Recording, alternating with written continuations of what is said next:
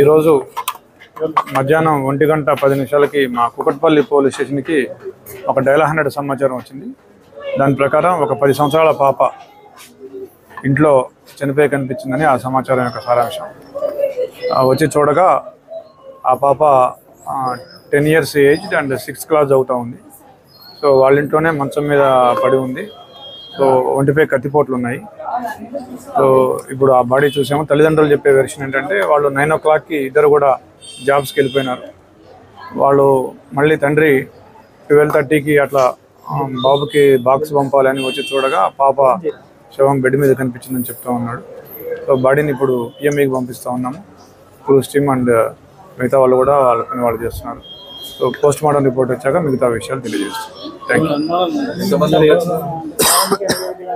తల్లిదండ్రుల చెప్పేదాని ప్రకారం వాళ్ళు ఎవరి మీద అయితే ఇప్పుడు వరకు అనుమానం వ్యక్తం చేయలేదు. స్పెసిఫిక్గా ఎవరి మీద కూడా తల్లిదండ్రులు అయితే అనుమానం వ్యక్తం చేయడం ఇంకా తెలియదు. We are verify.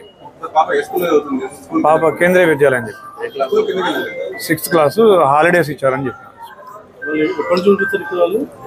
వాళ్ళు వచ్చి ఇక్కడికి 2 years అయిందని చెప్తున్నారు. Thank you.